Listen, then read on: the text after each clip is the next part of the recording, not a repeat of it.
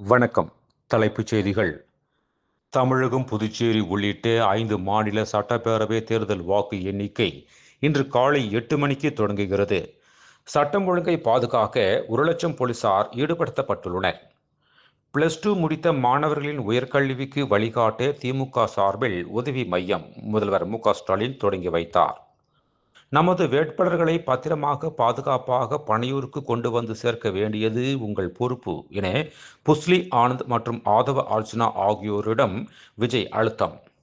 பறக்கும் படை பறிமுதல் செய்த பொருட்களில் உரிய ஆவணம் கொடுத்தவர்களிடம் ரூபாய் 17 கோடி ஒப்படைப்பு. திருவள்ளூர் மாவட்ட தேர்தல் அலுவலரும் ஆட்சியாளருமான பிரதாப் தகவல். சென்னையில் உறவினர் வீட்டுக்கு சென்றுவிட்டு பைக்கில் வீடு திரும்பிய ஒரே குடும்பத்தைச் சேர்ந்த 3 பேர் கண்டெய்னர் லாரி மோதி சம்பவ இடத்திலேயே பரிதாபமாக உயிரிழப்பு. வேளாங்கண்ணிக்கு விஜய் வருகை திடீர் ரத்து. வேளாங்கண்ணி பேராலயத்திற்கு வெளியே காத்திருந்த தவிக தொண்டர்கள் ஏமாற்றம். தமிழகத்தில் என்டிஏ கூட்டணி ஆட்சி அமைக்கும் என மதுரையில் மத்திய அமைச்சர் பியூஷ் கோயல் பேட்டி.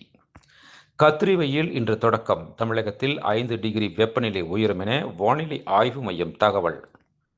மகாராஷ்டிரா மாநிலம் புனேவில் 3 வயது சிறுமியை பாலியல் வன்கொடுமை செய்து தலையை கல்லால் நசுக்கிக் கொன்ற 65 முதியவர் கைது. சென்னையில் விமானத்தின் அவசரகால கதவை திறந்து குதித்து ஓடிய பயணி சினிமா பாணியில் அரங்கேறிய சம்பவத்தால் பரபரப்பு. மார்க்சிஸ்ட் கட்சிக்கு ஒதுக்கப்பட்ட எண்ணிக்கையில் திருப்தி இல்லை என்பது திமுக தலைமைக்கு தெரியும். கட்சியின் மாநில செயலாளர் பே. சண்முகம் விளக்கம். பதற்றங்களுக்கு மத்தியில் ஆர்முஸ் ஜலசந்தியை கடந்தது இந்திய கப்பல். வருகிற 13ஆம் தேதி விசாகப்பட்டினத்தை வந்தடையும் என்று எதிர்பார்ப்பு. மேலும் விரிவான செய்திகளுக்கு அரசியல் ராஜ்யம் மின் இதழை படியுங்கள். நன்றி, வணக்கம்.